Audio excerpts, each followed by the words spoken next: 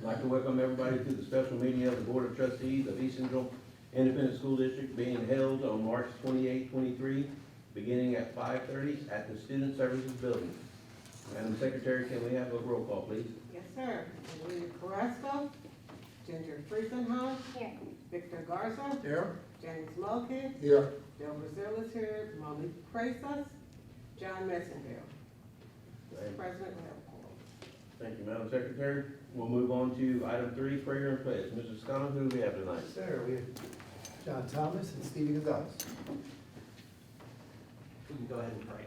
Thank you, Heavenly Father, for this day and all the blessings in it and the opportunity to serve this community, and ask that you bless these hands in doing so. In Christ's name, amen. Please stand for the pledge. We're gonna look this way. Got one? I pledge allegiance To the flag of the United States of America and to the republic for which it stands, one nation, under God, indivisible, with liberty and justice for all. No Spanish version. Texas flag. I pledge allegiance to thee, Texas, one state, under God, one indivisible. Thank you. Thank you. All right. Item 4, public comments. Do we have any public comments?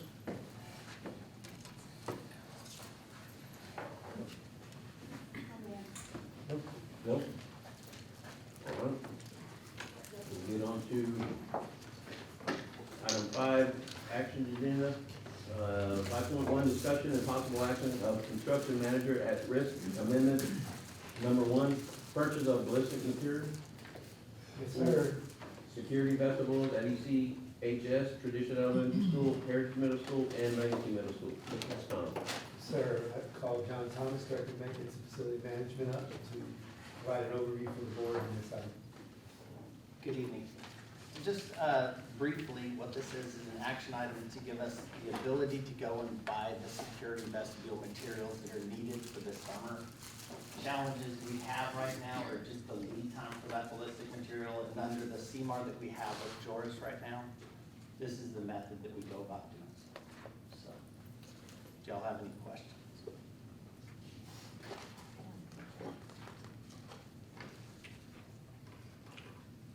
Good. Mr. President, I recommend board approval of amendment number 1, procurement, ballistic materials for the security vestibules as presented. We have a recommendation from the superintendent to approve the amendment number 1, procurement ballistic materials for security vestibules. Do I have a motion? So moved. I have a motion from Ginger Friesenhunt. Do I have a second? Second. I have a second from James Mulkey. All in favor? Aye. All opposed? Motion carries. With that, we will move on to item 6, board workshop. Mr. Scott. Yes, sir. Trustees, we have a couple of items that we want to review with our partners from LPA today. The first of which is the programming, just to provide the board with some programming updates on the new middle school we've built adjacent to Tradition. Ben and Carlos are here from LPA, and they'll introduce themselves. Ben will, anyway, I guess he already has. What we wanted to do was check in with the board. So we've begun the process of gathering input to begin to inform the design. We're very much in the first phase of the design process. The cadence will be to move along that process, come to the board with an update to make sure that we're tracking in the right direction, get some input from the board, and then continue the process. Ultimately, we'll meet with all stakeholders to inform the design, to include citizens from the city of St. Hedwig to make sure that the school meets everybody's expectations and ultimately our academic needs going forward. So that's the first overview. The second part will be just to provide the board an update on the transportation facility that will be constructed on Highway 87 on the 14 acres that the borough district was able to purchase earlier this year. So we wanted to, again, very similar, just to bring the board up to speed on where we are in the design, informing the design in that process, what we've done with the site, and again, just to make sure that the board is comfortable and feels that the process is appropriate, and then also get some direction going forward. And again, the cadence there will be to check in with the board at critical points along the design process to make sure that we're doing things in alignment with the board's expectations. With that, I'll turn it over to Carlos and Ben to get us going. Yeah, I'm gonna turn it over to Ben. Great. And Rosas, everybody, Ben Rosas. Well, thank you all very much for making time for us tonight. We're really excited to be here and really excited to share where we've been to date and how we're using the information we've collected to inform the program that we're building. So I'll go through this presentation today, and we've already introduced ourselves. I'm Benjamin Rosas, project manager and architect with LPA. And Carlos, you probably all know Carlos already. Carlos Constantino, senior PM, and overseeing the bond for the district, in the best interest of the district. Carlos. And so we'll go through some key areas that we've studied to date. We'll talk about what the process has looked like and where we're drawing key outcomes. And we'll also talk about where we're headed next. We have a very full team behind us. Oh, thanks, Carlos. I appreciate it. That is working with us. Carlos and I are just representative of two of many, and we work very closely, hand in hand through each phase of the project's development. Go ahead, Carlos. We are an integrated design team, which you may all be familiar with and aware of already, but that just means that we're a full team, cross-discipline, representative of architects, engineers, interior designers, and landscape architects. And we're all familiar as well with the project site that we are looking at, and where we are adjacent to Tradition Elementary School. And the bond has been crafted for a total scope of about 160,000 gross square feet for this new building, and that we are aiming to parity between all middle school campuses, both existing and new. But then also, we should be reflecting the mission and the vision of the district in this work, and really draw inspiration from that. So where we are to date, we are in what is called the programming phase, and we are putting together a list of all of the rooms and spaces with their assigned square footages. And what we're using to inform that is what we're going to present tonight. We're concluding that phase this week and moving into schematic design. Schematic design is when we'll start putting the pencil to the page and begin to articulate how all of these spaces work and function together in a planned format. We'll generate some imagery of what the building looks and feels like, and we'll keep advancing through various phases of further detail refinement until we conclude construction documents at the beginning of next year, after which time we'll begin construction and open the school January or February of 2026. So, as I mentioned earlier, we in some of our very first conversations, we asked what this mission and vision mean to the district, and what we heard was that this is the North Star.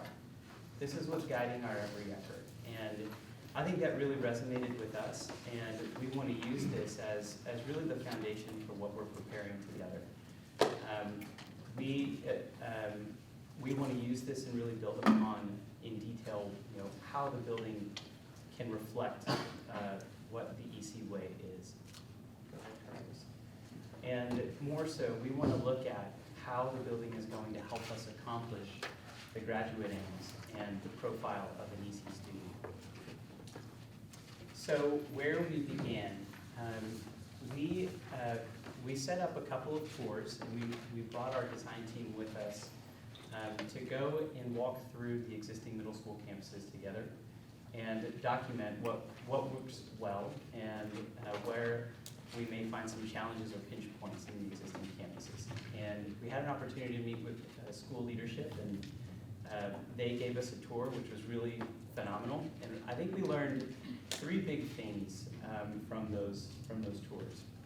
One, we heard that there are some spaces that are great, and that function really well. The cafetorium being an example of that. It's in many ways the heart of each campus, and functions well to the level of detail of the stepping of the floors, where the stage is located, and its proximity to the heart of the or center of the campus.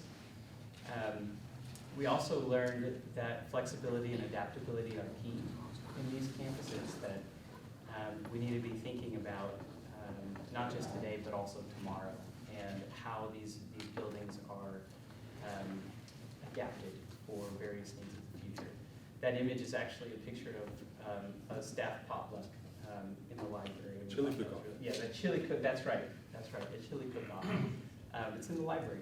And so, thinking about how these spaces are utilized to define really the culture of the campus is really important. But also we learned that there are some really great ideas that are happening in these middle schools that don't really have the infrastructure quite yet built out to really support what the idea is. And so an example of that was walking through, I think this Heritage, is that right, Carlos? And with Principal Mary Alice. Walking down the corridors, we have a breakout table. Now, the corridor is kind of a straight shot of a space. Wasn't initially designed for a function quite like this, where students or teachers could bring a group of students out into the corridor for impromptu meetings or lessons or collaboration. It's happening though, and they're doing it. I am always amazed at just the willingness of an educator to make do with what's given. But I think this is a great clue to us to say, I think we can support these ideas in a better way, and we're going to go design. So we moved from the tours to outlining a path for engagement. And in the very beginning, we had decided with Mr. Toscano and district leadership that this needs to be an inclusive process. And if we are going to be successful at the end of this work, that this building would belong to our community, and that our community would be engaged every step of the way. And so starting with district leadership, we held a two-part, what we called card session, where we're thinking about big ideas and who needs to be engaged and when. What should this experience of this place feel like? What are the guiding principles that are really going to carry us every step of the way? And how are we going to set goals and metrics of success that we can look back on and know we've done well? So a couple of key outcomes from these work sessions with our district leadership team. We met with all of the department heads, and a couple of key outcomes. Student-centered every step of the way. Every space, every experience, every meeting needs to have the student and the graduate aims at the forefront. Flexibility and adaptability are going to be key. As an outcome of these meetings and workshops, we're starting to see themes emerge, and flexibility and adaptability are definitely one theme that is emerging very strongly. Not just flexibility and adaptability, but intentional flexibility and adaptability. And we can talk more about that in a minute. Safety and security need to be thought of intrinsic throughout the project. And I think as we reflect on this deeper, really no part of this project is going to be successful if we're not successful with safety and security. So that is going to be an element that is intrinsic throughout every step of this process. And to quickly add, these meetings were not only with curriculum, they were also with operations and maintenance as well. Thank you. So even though they may not have been their wheelhouse, we still wanted to get the opinion of the entire department in relation to some of these topics that we had. So we just wanted to make sure we invited everybody to the table, basically. And we'll cover where we're going to head next with these workshops. There are more that we have planned. This is only the beginning, and so we'll cover that in just a minute. We also surveyed the existing middle school staff, all staff. And I think we said there were maybe a little over 200 staff at, across both campuses, and we had 103 responses. So roughly half of the staff responded to this survey, which we thought was really excellent. And there were some key themes I think that were emerging from these responses as well. We have a full summary of this available if anyone wanted to read a little deeper for themselves into what was asked and how and what was responded. But overall, I think we were pleased with what we heard, and I think there were a couple of key things that came out of this. I think the teachers are exceptionally acutely aware of acoustics, and that there are some spaces, again, that work really well acoustically across both campuses, but that there are there is some room for improvement in that regard, and I think we can address that in the design of the new building. Flexibility is key, also resonated in these responses with requests for collaboration space and meeting space, and areas that aren't necessarily assigned for teaching and learning but are essential to define the culture of a campus. So that kind of came through as well. And also, there's a strong desire for utilizing elements of the building as teaching tool. And we talked about in the survey, how accessible are sustainable design features for you to use in curriculum. And the responses were, well, not very many elements are there now, but we would love for that to be something we can access. Go ahead, Carlos. So other key outcomes, I mean, we've talked about this already briefly, but as we look at how flexibility and safety go hand in hand to inform the design, we have to recognize that there are some methods of deploying safety that are obtrusive in the student life and obtrusive to staff life.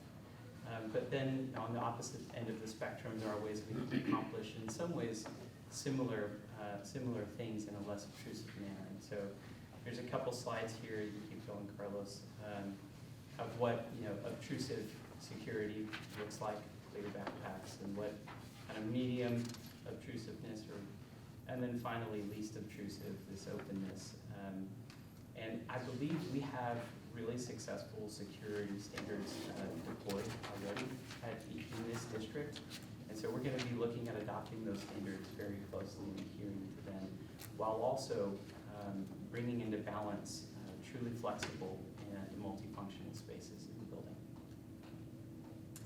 So a step that we like to take from these outcomes is to draft guiding principles really specific to the project that we are working on, and also specific project goals that we can measure our success against for this project. So we gleaned a lot of what we learned from the tours, the workshops, and the surveys to inform how these are written. And so the project guiding principles for this project, I won't read all of them, but are for every student, for every teacher, for every staff, for every community member, stewarding all resources, flexibility and adaptability, learning happens everywhere, and safety and security. So those are going to be our guiding posts, our pillars of success. And the way that we're looking to accomplish that is through these project goals. The first we categorize under experience. We want to cultivate and foster the ECISD aims of the graduate through fully customized learning experiences for middle schoolers. Side note, I love whoever is doing the social media, because I feel like that really captures, the culture of this community, and it's absolutely phenomenal. I look here for inspiration often, and I just see such a rich tapestry of learners and leaders, and it's really incredible. We want this project to really embody that, embrace it, and foster it. So a couple of quick things that we think are going to help us accomplish that. We want this to be a campus that's easy to navigate. I think there were some challenges with the other two existing middle schools that we think we can improve. And when it comes to navigation and wayfinding, it needs to be welcoming and safe, student-centric again, that we need to design for technology integration both today and in the future, and design for flexibility. Under community, we want to cultivate community ownership and agency through active listening, meaningful engagement by providing tools and resources necessary. I'm sorry, I just realized you probably can't see. For every student in ECISD family to succeed. So we want to have a very thorough engagement process with this work in design because we think that that's really critical to cultivating agency and ownership over this place. And at the end of our work, when this project is built, we want the community to look at it and say, this is ours. So we're going to talk about the ways we intend to engage as our next steps. Wellness, we want to serve the whole student inside and outside of the building with intentionally flexible and safe spaces. We want to acknowledge that we need our students to be well in every aspect of their humanity, and that the design of spaces can help or hinder that success. So we're going to be looking very intentionally about ways that we can enhance the mental and physical wellness of our students and our staff. Performance, we heard as a recurring theme again that we want to be good stewards of all resources. And that means financial wellness. It means being a good steward. Well, for financial wellness, we want to make sure that we're putting every dollar into the classroom that we possibly can. And that we want to be a good steward of all resources as well, but, including where our energy comes from, where our water comes from and goes, and where we're drawing materials and where remaining materials are taken after a construction process. So we're going to be thinking closely about ways that we can integrate or potentially offset our demand on fossil fuels by integrating solar to the work. We're going to be looking at where and how we're treating our water, where it's coming from and where it's going after it's been used. And we're going to be looking at healthy and natural building materials where we can. Go ahead, Carlos. So where that's led us to date is an exploration of types of spaces that we could integrate into this building. And so there's a few different ways that we're clustering what we call spatial typologies. Learning neighborhoods, which would be inclusive of classroom science labs, maker spaces, and then we have special education, which includes a different kind of set of programmatic elements. We're basically beginning to categorize and archive the kinds of spaces that we've seen in the existing middle schools and what we are proposing to add or improve upon in the new middle school. So go ahead. So we're starting to develop sort of a visual repository of what these different types of spaces could look and feel like, and we're using this as a springboard to inform what kind of technology gets deployed in a room, what kind of views to and from a room should be. For science labs, well, I'll try to stay kind of top line on these. For classrooms, we're looking at deploying flexible furniture. I think this was a really big outcome of the surveys that we heard, that the furniture in some ways is fairly limited at the existing middle school, so we're looking at ways we can kind of provide more opportunity and comfort to all students. Indirect lighting and natural daylighting and views, all of that's going to help with our energy consumption. Science labs, we're looking at chemical resistant finishes and again, kind of indirect and natural daylight. Maker spaces, we're really trying to think about all opportunity and activity to enhance and enrich the learning experience. And so integration of power, even spare conduit where we can for future adaptations and uses. providing tool and material storage in spaces like this is going to be key. Group rooms, we heard in the survey and in our tours and workshops that providing kind of multifunctional rooms for varying program or varying meeting types is going to be really important for cultivating a strong culture of collaboration and learning.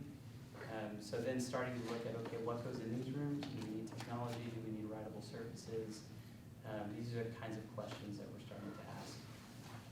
Collaboration spaces for students. Where should they be? How should they be deployed? What is their materiality? Go ahead, Carlos. And then professional learning spaces as well for our teachers. And so life skills and behavior. Looking at very durable furniture. I think in like a redirection room, we're looking for opportunity to provide a little more color, a little more light.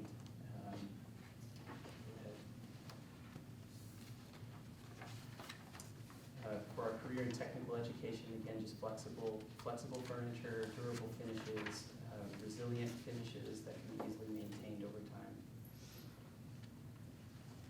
Visual arts and choir, again, just kind of, wanting to stress the importance of acoustics. I think in every space that we're designing, but especially in the spaces where we're playing instruments and loud things are occurring, we want to make sure that we're providing balanced acoustics. Looking at our libraries and reading stack spaces where we can introduce higher volume through natural daylight, or materials and elements to feel really comfortable in, that are warm and inviting, and again, flexible furniture. In our gymnasiums, really trying to leave no stone unturned in our discovery process, just looking at ways we can enrich our physical education program and bolster our athletics. Commons and cafeteria, I think what's important here is just that we're not trying to reinvent the wheel. We heard that there's a lot of success in the existing cafetoriums, but that there's also opportunity, I think, architecturally and room for improvement. So we then apply kind of the same logic of grouping and clustering spatial typologies to the exterior and outdoor learning environment. And we're acknowledging that every space is a potential learning space. That learning will happen everywhere on this campus. And so we're starting to group and categorize our exterior spaces in the same way. Let's reset a few more. So looking at where we could potentially integrate large group spaces or gathering outdoors. What proximity should these spaces have to the inside? How are they accessed? Are they shaded? Most likely, yes. Go ahead. What kind of seating opportunities are we providing in all of these spaces? Are they flexible? Are they fixed? Do we have writing surfaces? Where are the tools that are built into the learning environment that can be utilized by the teacher, by the student? Go ahead. Small group spaces. And then areas of respite. We talked about embracing the whole student wellness throughout design and providing places that are safe and secure for small groups or one student. Unstructured play. What is this? What should this look and feel like? Our courts and athletics and blacktops. So we started to ask the question, how many fields do we need to have? And if we're using the existing middle schools as a benchmark for that. Our next step is going to be to explore how they fit on the site. So You're fading out. Can you speak up? So thank you. Yeah, now go back to that athletic, what do you say about athletic team? Yes. What did you say? We're looking at the existing middle school quantity of fields and courts, and we're looking at how we can fit an equal or have parity on this new campus as well. Yeah,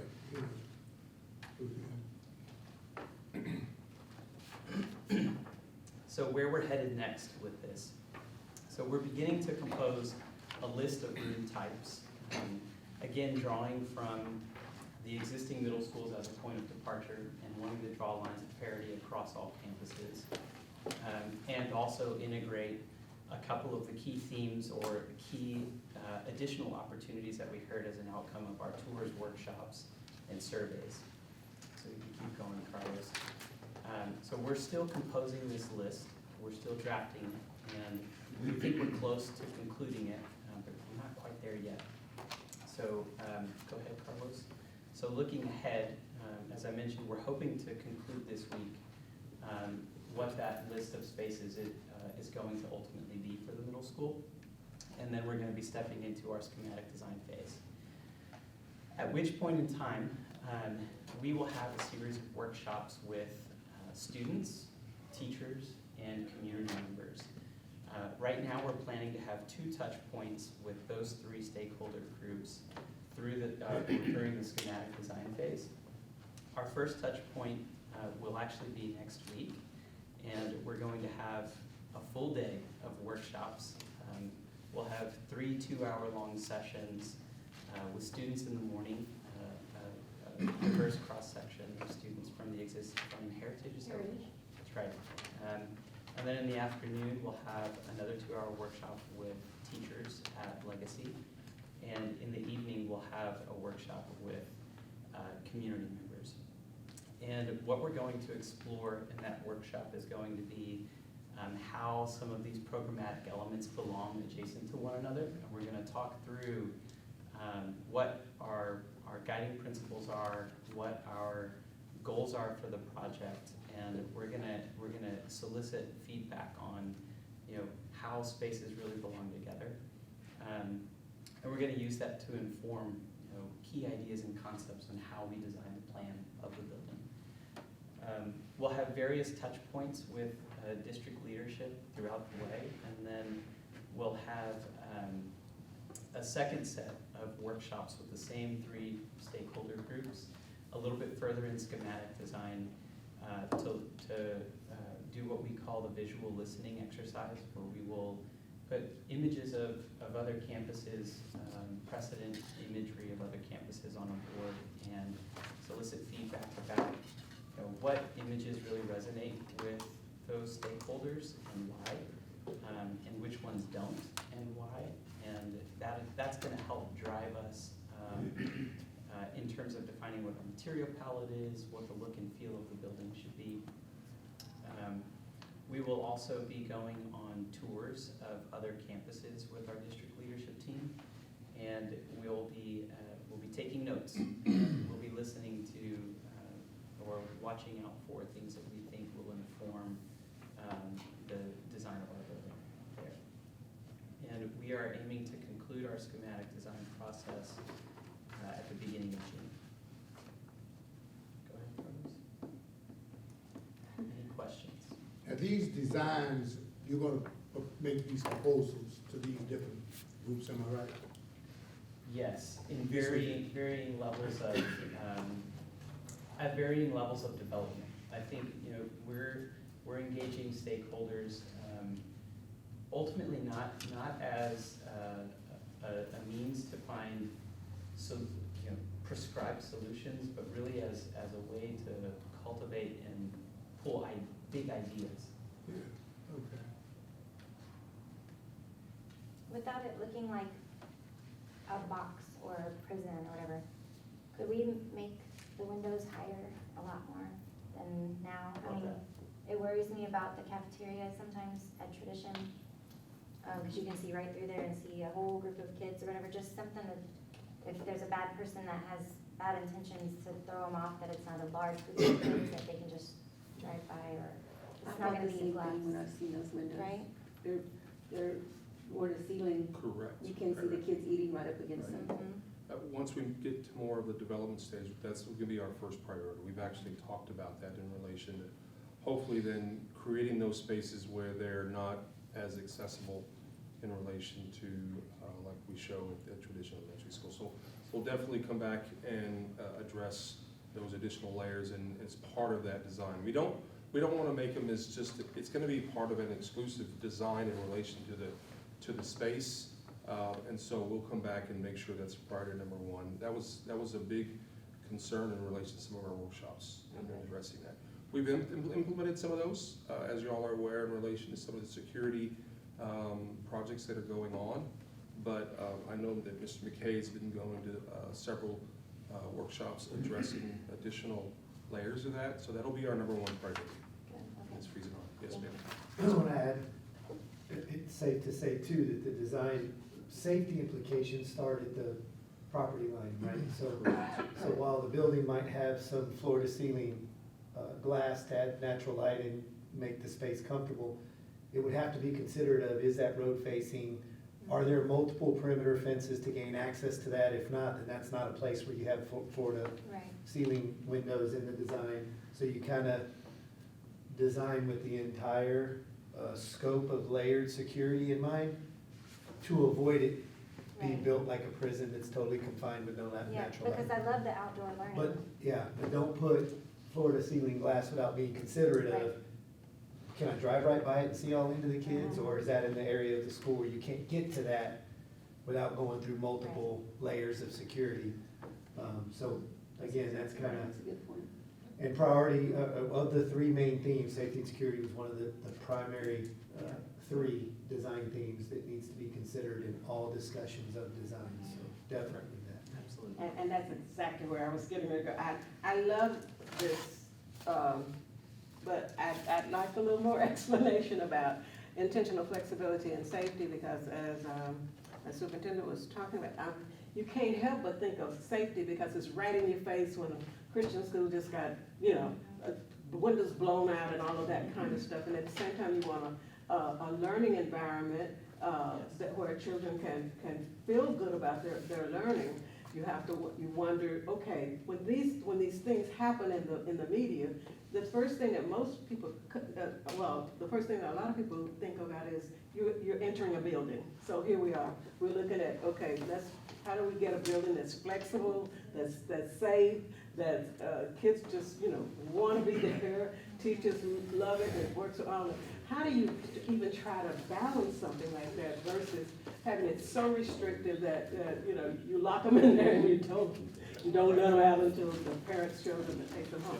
Right. So, yeah, and that's the thing that I'm struggling with. When you see the pictures and you see the opportunities, it's so great. But what I love what you said was that you did all the interviewing, you looked at our goals, our culture, college, because I coach it very well, and that you're balancing out and you're considering those particular pillars in each phase of that. And I guess that's what, when the community wants to know how safe are the schools and stuff, like, we need to be able to, to say, yes, we've done everything we can to make this as safe as it can, but yet make it a learning institution, a place where kids can learn and stuff. So I think that's the thing. Yeah, that's a And very I always delicate, struggle with very that delicate after balance. a school's gotten shot up, Yes. Yes. and then, but we have to have some flexibility, some reality about this, and then see how we can do it, to say, okay, we did everything that we considered all of these things, and still, there's no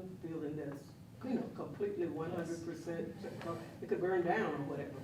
So anyway, that's kind of where I am with the Absolutely. safety part of that. I really appreciate that feedback, and I think moving into our next phases of development, as we begin to put these ideas onto paper, because we haven't yet drawn anything. We're trying our best first to listen and to be a truly engaged listener, to know how to prioritize the things that we start to put on the paper. I think as we get into that next phase of development, we can begin to clearly articulate, here's how we're deploying these strategies to make sure that our kids are safe, and our staff, and our community. I think that is a very clear next step for us as we begin to push the development.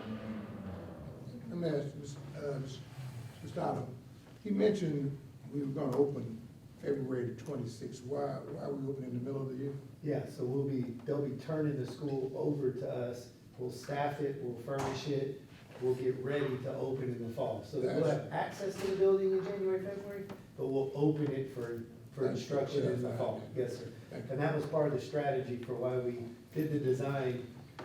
The board authorized the deployment of the design phase before we passed the bond, because we wanted to expedite such that we could get this thing turned over to us mid-year, so it would give us a chance to open in the fall. If we got that thing Of 26. in the fall, Of 26. yeah, we would've been, or what we Gotcha. would have done that, we'd have got that thing turned over the next fall, which meant we would, or the next November, December, January, and wouldn't have opened it until 27, because you can't open it in the spring. Right, I got you. Yeah, so that's kinda- I just want to get that clarification. Yep.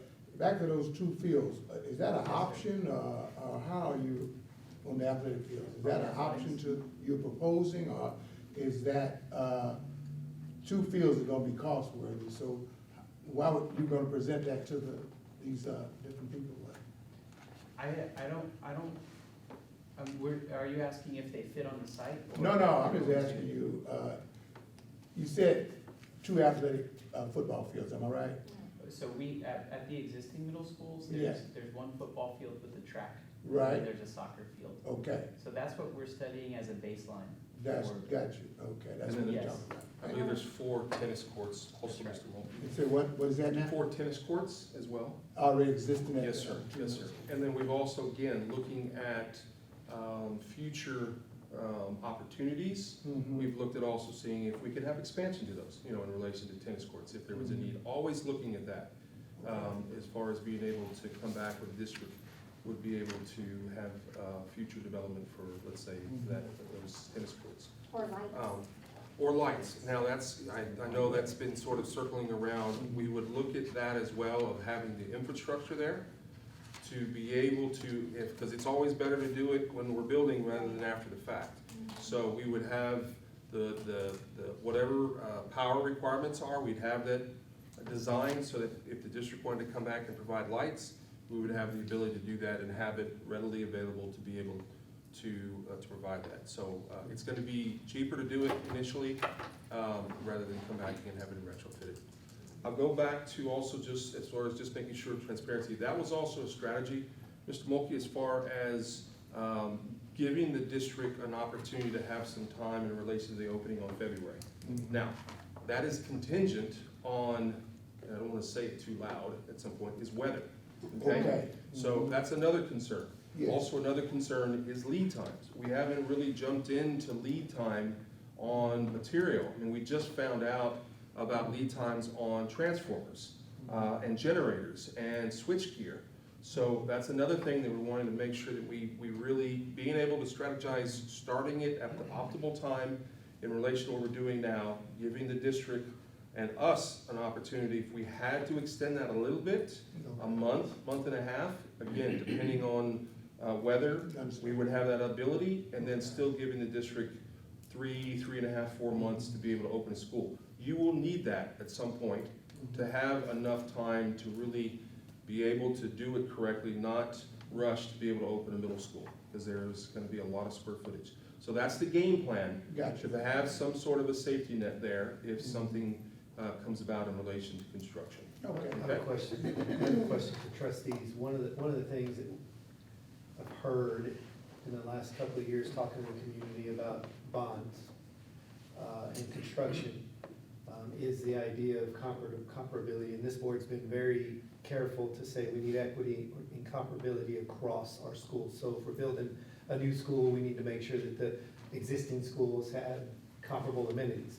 So one question that I have of the board is, if we, and we're a little bit preliminary in the process, but if we get to the place where we start talking about adding lights on fields, or maybe thinking about turf fields instead of grass, and the other two middle schools don't have them, is the expectation of this board that we need to be having the conversation about not just doing it at this new middle school, but we're gonna be retrofitting those same conditions at the other two?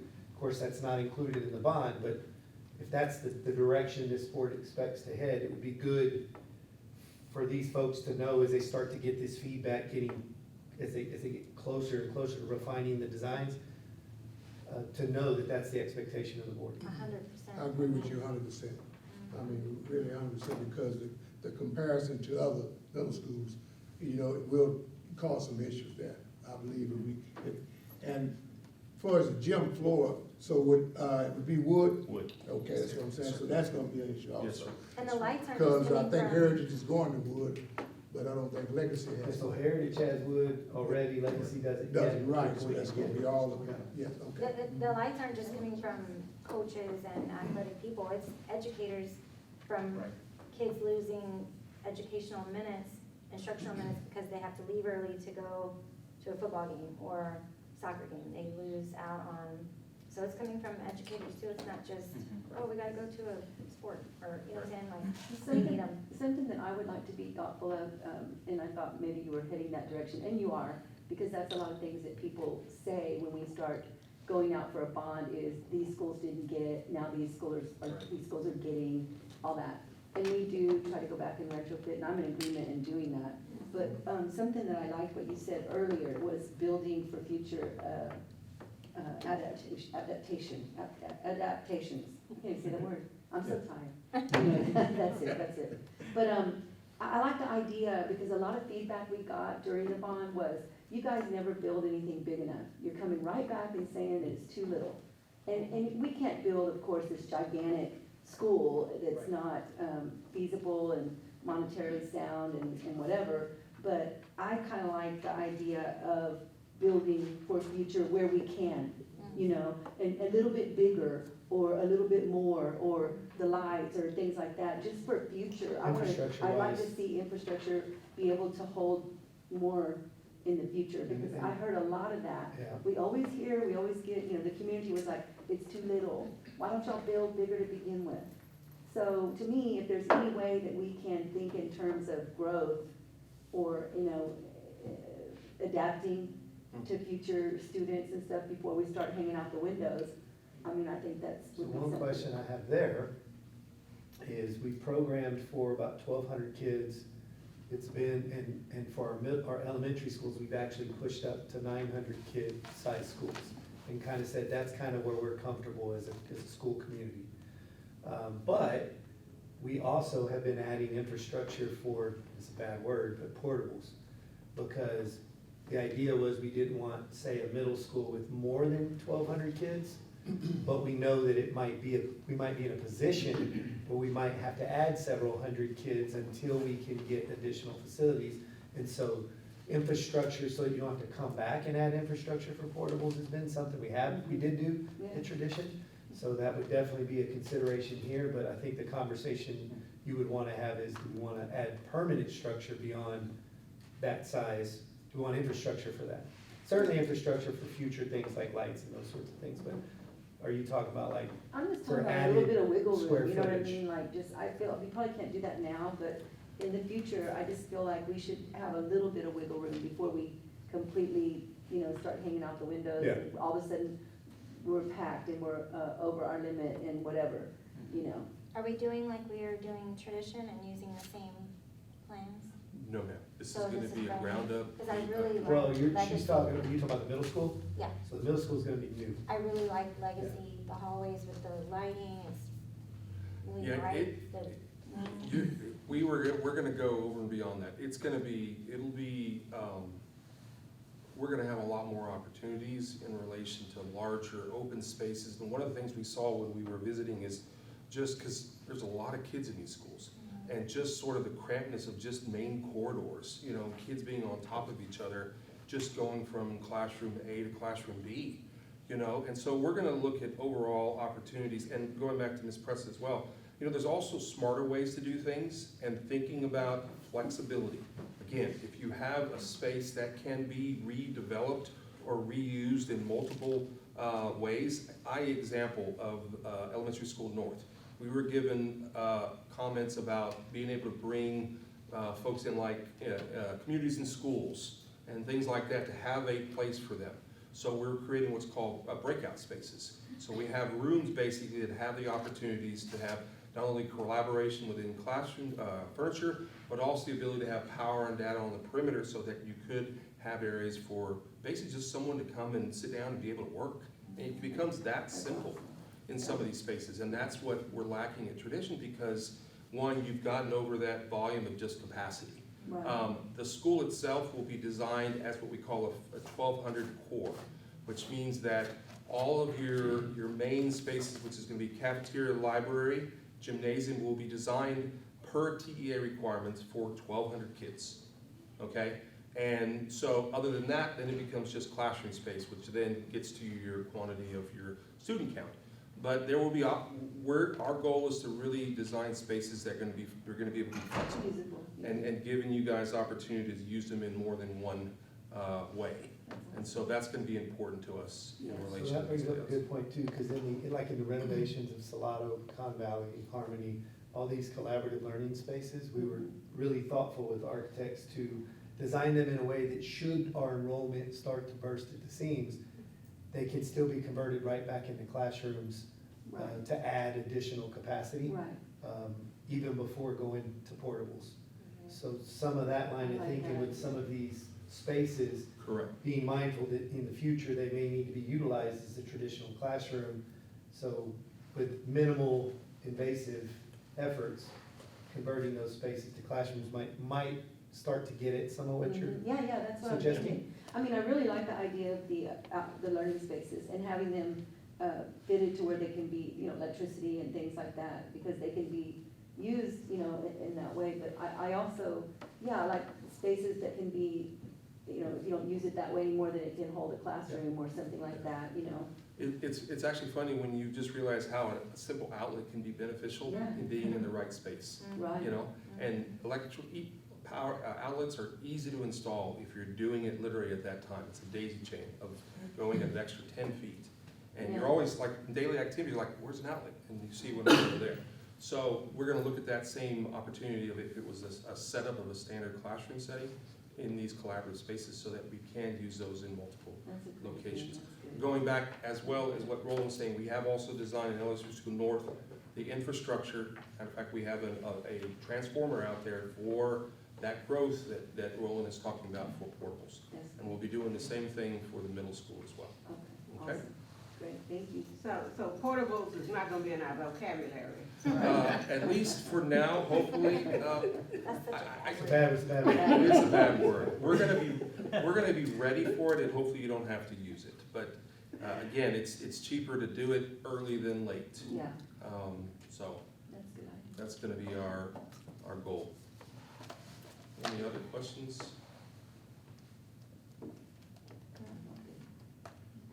We're super excited, we really are. Thank We're you so ready. much for your feedback. That's- Thank you. Yeah. Thank you. Yeah, thank Appreciate you it. guys. We are thrilled to be working We're with you. excited.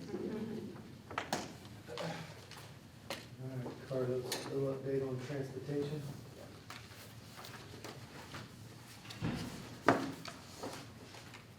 Okay, again, real quick, Mr. Scotto asked me to come back and talk to you all about where we're at with the new transportation facility. And so, the agenda will be basically go over what we have been working on. We had a bit of a pause in relation to what we felt was beneficial to visiting some of the existing facilities in other school districts, and I'll go over that. So maybe just going over the time frame of the meetings and site visits that we had with Mr. Jurek and also his team, Jody, and also Mr. Ewers, John Ewers, and also with our consultants and with Stevie, John, and Jim in relation to additional meetings. I also have a kind of a site analysis of the property that, again, Mr. Toscano mentioned, the 14 acres off of Highway 87, and then a sort of an early diagrammatic site plan layout that, again, we're going to continue to work on so that we can find, again, the most optimal layout in relation to the site, and then a revised review of the site, revised schedule for this project. So next. Okay, so again, as far as the time, we have been busy. So from the beginning of January the 10th, where we initially had our kickoff meeting with Don and his team, going over initial discussion about program. What was he looking for? What we needed to do is in relation to this new building. We also then had another meeting in relation to the site layout and also kind of a first talk of what that program was. We had it on paper, and we just talked about, again, what he was looking for the new facility. We laid out site layouts as far as really what the site is telling us, and again, we'll go over that layout as well. We then said, okay, let's pause, okay? let's go now and let's go visit some facilities. Because I think what we wanted to do is give that team an opportunity to sort of think outside the box a little bit, because sometimes there's better ways to do things. And so, you constantly do something the same way, and then you're like, okay, no, that's the way it should be, and sometimes it's not. There's other ways. So we said, Don, let's go take your team and let's go visit some of the other campuses, the other facilities. So we took a trip over to Somerset ISD on January the 26th. We also then, we actually walked the existing facility to get in a little bit more detail of storage, opportunities in relation to layout of the Bay Area layouts, clearances, et cetera. So we had a really good in-depth detailed review with Don and his team as well on the February 9th. We then took a trip on February 21st to Southwest ISD, right there off of 410 by McAuliffe Middle School. And then we also went to, I didn't visit this one, but the team went to go look at Hayes ISD on March the 7th. We then came back. We have weekly meetings on Thursdays, kind of a review meeting on the bond, myself and the district leader team, which is John, Jim, and Stevie. And we also invited Don and his team to come over and let's talk about the pros and cons of these facilities. And we did that. And they were on different spectrums. Southwest was, their main conditions were that they didn't have flexibility. Okay, they were at a peak and they didn't have opportunities to make what they had work in relation to where they were, where the growth was, et cetera. Southwest was actually a nice, very nice facility. Kind of about the same area as far as square footage. Matter of fact, Don had some folks they knew from that facility, and they were kind of to show us around. So there was a lot of really important information in relation to the tire layout, the bay layouts. Also, they had a really nice new piece of equipment for their washing of the buses, which was really impressive. You didn't take any pictures? I did, and I can share them with you, Smokey. I don't have them now, sir, but I will share them with you. I would appreciate it. Including a video of this wash area. And I don't want to, I'm not sure, I haven't talked to Mr. Toscano yet if it's in the budget yet. But I told Don to lay out your numbers, like how long did it take you to clean a bus? How many people does it take you to clean the bus? And then compare it to what you have and then look at how that benefited in relation to cost. But it was they had just gotten it, I think probably 3 or 4 months. So I'll be happy to share that. We're gonna deep into that more. We'll have Joris available to give us pricing, and we're gonna present that to the team and also Mr. Toscano in relation to that. And then they visited Hayes, which was just over the top. It was like a $20 million project. It was a really, really, really nice facility, but they had HR in that, they had HR department in there. It was just a really large facility. There was some, again, pros and cons in relation to that. So we talked about that, and then we said, okay, Don, team, go back, start talking about, just thinking about opportunities. And these were in relation to really proximity of work areas. So an example where your dispatch was relating to maybe your office area in relation, because right now they have everybody in one room. And so we talked about spatial areas, spatial connections and things like that, opportunities within their sort of a master room where we had opportunities to put operable partition walls where we could use it for flexibility spaces. They also had an area where they had sort of a kitchen setting where that was used as well. And so we said, go back, y'all vet through this, talk through it a little bit, come up with some ideas, and then we're gonna meet again. So we reconvened last Thursday, and they gave us some additional information in relation to what they felt would be a layout that they felt comfortable with. Our job now is to go back and vet through that and address constructability, code requirements, and looking at just how it works as far as egress. So that is where we're at right now. We're getting basically back on the tracks of now starting to redevelop the program and to also review with Don and his team about a layout for their admin area. We feel like we've gone through the layout design of the bays in pretty good, we're to a point where we have it all laid out in good shape. Now we're gonna get into the details as far as water, all of your oil layouts, all of those, we're gonna start getting into more detail as far as the specifics of a requirement for a typical day for maintenance of a bus as well. And so we'll probably review that in a couple of weeks, go back to the team, invite them in the same room, and we'll start reviewing those opportunities in relation to the layout. And then, as far as also on our side of the fence, we did go January 10th, we had a walk with our civil engineers, looked at the site, and then strategized on how we could proceed with addressing the clearing of the site, and then also getting a survey of the site. So we're trying not to get too ahead of the site development without an official survey of the property. And that'll give us more defined location of what the grades are doing, the slopes are doing, and the conditions of the existing piece of property. So that is now in the works now, and hopefully we'll be able to get started on that work here pretty soon. So not to be redundant, but just to Yes, sir. restate, this started with our transportation team having really put their heads around what they needed. And they came forward with those recommendations, and then we said, let's stop. Because they were operating from how they've operated in the existing space, and we wanted them to experience what's possible that could be more efficient and could be more appropriate and adequate for the future. They were really just confined by what they've been living in. So that's what this additional exposure to haze in Southwest and Somerset, now they've regrouped and said, they're saying, this is how these spaces would be laid out.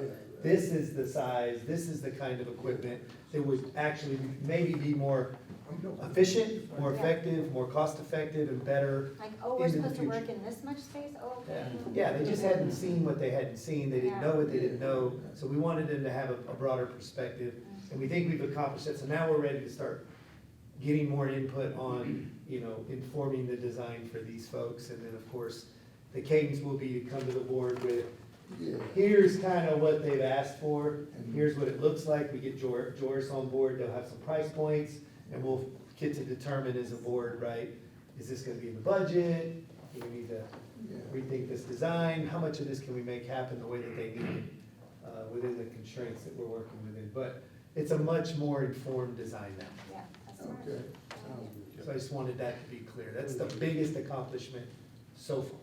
Yes, sir. Okay. Yeah. So you all are very familiar with the site itself. This again is off of Highway 87, about 14 acres. And so you can see again a quick little just a site study in relation to the conditions. The existing grades. Carlos makes a better door than window. I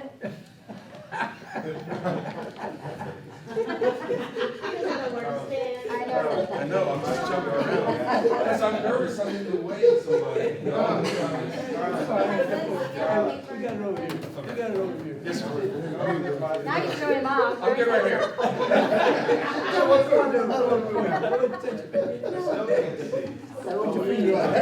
Okay. All right. So the site itself, again, we're gonna go through and get an official survey. The site basically slopes from the northwest corner down to about the southeast corner. As far as the existing grades, we also have, again, north is up. Obviously y'all familiar with Highway 87. You've got one-way going eastbound, and you've got one-way going westbound. And we were really lucky, we have sort of a cross lane change right at that site, where we really, again, felt like when we go to the next slide, where the site was kind of telling us what we think we need to do as far as sort of a general layout. Again, we're still sort of vetting through this. We still have opportunities to sort of restudy this as well. But again, the survey is going to give us more opportunity of what the site is doing.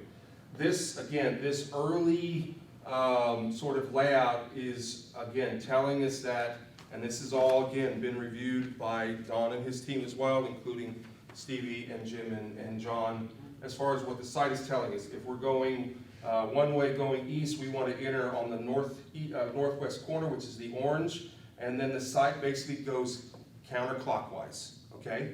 So we would enter, we've talked about the district has addressed future development on the northwest corner, and then strategizing parking not only for the facility, but also thinking about that future development as well. So the intent was the parking that's kind of at like 9 o'clock, that would be staff bus driver parking, that would be outside of the fence, and then be able to go in through and then check into the facility.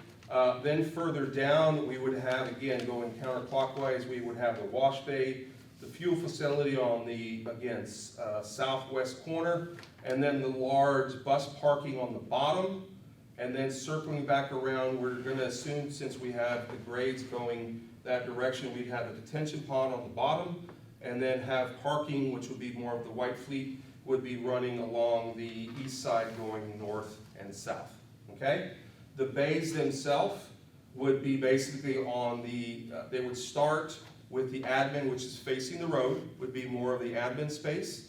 The darker gray is gonna be more of like the storage and more of like John's offices, more of the bay space as far as personnel. And then the blue would be the bays and the work areas themselves within the bus maintenance area.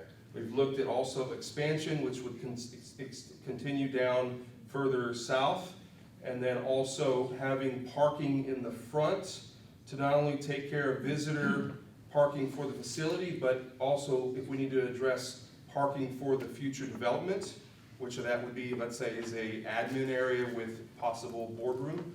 We would have ability for them to be able to park in the front as well, to be able to use that for that future parking. We would also have the driver parking in late hours if you had a board meeting where most of those drivers would be gone and we could utilize that parking, which would be adjacent to that future development. And then if we needed to, we have future parking or a development on the northeast side. All of this within a contained security fence, which runs more on the north side going west to east. And then again, you can see on the east side, on the right of that little aqua blue, that's future expansion. Again, that's another thing we're looking at, is giving the district an opportunity to expand within that admin space, okay? Is this fencing? Right here, real quick, Ginger, this is the fencing here, coming around to the building, and then fencing coming back to the That's one property. thing that they did say about, yes, they check for visitors if they come in the door, but if they don't, and they just keep driving, in the parking area there, it's not secure for them. Yes, ma'am. So the intent would be that the main entry is outside of the fencing. We would still have a secured vestibule possibly in the front like we do, and then they would either go in, check in, and then they'd buzz that gate Right, and let them through, like for deliveries for John, to be able parts. They'd be able to buzz that gate, and then they'd let them into the gate and then be able to go to their facility. Thank you. Okay? Again, this is just a very early diagrammatic area study, but you know, the site is kind of telling us as far as that single entrance. The intent would be, the orange would be entrance only, and then the blue would be exit only. And then the buses would have an opportunity to either cross over to get to the westbound, or turn to the east and then make a circle back around to the next cutoff to come back around. Okay? So Carlos, the Yes, sir. only entrance and exit is gonna be off of 87? Yes, sir. It's not a side road that runs over there? No? All, It is, but we don't have There's access. no side road, am I? not right now, no, sir. Okay, As a matter of that's what fact, I'm this is an asking. old Where are area. we? There's Exactly. already houses on the bottom Yeah, down here Back already. road. roads this way? Yep. Where's Beck Road? To the- So it's not gonna run beside them? No, sir. Okay, that's what I'm asking, okay. But, that's not gonna be a hazard trying to get out of there. Yeah, But you know, I know if there's no other roads, I guess we have to just kind of. yeah, we'll have XL, decel lanes in there as well. to Okay. give The buses and ability to have a separate lane to be able to Sure, slow sure. down, Okay. and then also to speed up on both sides. Okay. Yes, sir. But it already has, I think, extra easement in relation to the road itself. But, yeah, I mean, it is, Yeah, you know, I know you're talking about going across there. I mean, a bus is not Yeah. like a car, it's gonna be. they don't have to, Mr. Mulkey, they could come and take a right and then circle back around to the next. That would be the safest route, the safest thing, okay, That's in the addition. gotcha. You're right, Mr. Mulkey, more than likely, we're gonna ask the drivers in most cases to turn right and go down and come back around just because of that issue. Yes, Because if you try to, I mean, you only You get won't be able one to put, bus. yeah, two buses more. No, Right. of course, And crossover that. not Right. quite two, yeah, it's not a Volkswagen. Yeah. And as Carlos indicated, we'll have an decel and XL Yes. lanes, but But we'll have to go through TxDOT, and they'll make us do a whole study on that, Yes. and make sure that we're, gonna do something that's safe for both our folks, but also for the community. I also just wanna point out, there is plans, but some type of buffer, at least some kind of small buffer around the entire perimeter, just to kind of give some separation as well from the Good. community. That's, I'm so glad we got that in place. Yes, sir. That's good, yeah. Thank you. Thank you. Real quick, just the schedule itself, again, this is somewhat contingent on the survey, but just for the big picture, we're shooting to have drawings available around the end of September, okay? We then go out for bids October and bid somewhere around the middle of November prior to the holidays. And then we sort of go back to the board, probably 1st of January approval. And then right now, I'm looking at about a 10 to 11 month construction time frame. So you will have a mid-year opening for the buses, which is not as critical as if you were opening a school. So there will be some adjustments though in relation to trying to make that switch over during probably the holidays. But the closer we get, we'll be able to assist in coordinating on the district's end. So I believe that is it. Say that again, man, opening. So the drawings, and we'll start bidding the project, Mr. Milker, around the 1st of October this Okay, year. I got you. And then we need about a month and a half of bidding. We'll probably come to the board for that GMP, that cost. Yes. So we have about 11-month construction From October, from about January. from about January. Because we want to bid before the holidays. Gotcha. And then we relax. Yeah. January, we bid about 11 months, so we're gonna open this facility at the end of 2024, but it won't be a school year. It won't be in the summer, is all I was saying. Thanks, very accurate, I couldn't get it. Yeah, not as critical if you're moving kids into Right, school. right, okay, Yeah. all right. Questions? And if we can get those pictures, that would be beneficial. Yes, sir. Like buying a car, I haven't seen it. Wash bay is pretty nice. It's pretty nice. It's an automatic wash. I won't tell y'all, Right, won't tell yeah, y'all the price. that would- It's like a that wash would help tub, it's you. like a wash tub for buses. That would help you. It takes, what they were saying, 20 minutes to wash an entire bus, including the top of the bus. So, But I'm sure that, water and stuff, like, I mean, what do we do now, hand wash them? you have two people hand wash. Yeah, we got a machine that kind of does the side, helps assist, but it's manual. So they literally, if they have, they're washing buses, All every the time. single time to get back to where you started in a week, about a week. We should ask what the water savings is between the two. Yeah, it probably is, that's a good thing. We'll probably go back and we can ask that. They just got that, so I'm sure they're probably still developing that data. But they just got this machine probably about 4 or 5 months ago. Wow. Yes, ma'am. All Any right. other questions? No, it's good, thanks a lot, Congress. John, you're good? All right. Appreciate it. Appreciate y'all's time. All right. Thank you. Good. All right, everybody good? Yes, Yep. yes. Motion for adjournment? So moved. All in favor? Aye. All opposed? Motion carried. We are adjourned. Thanks a lot.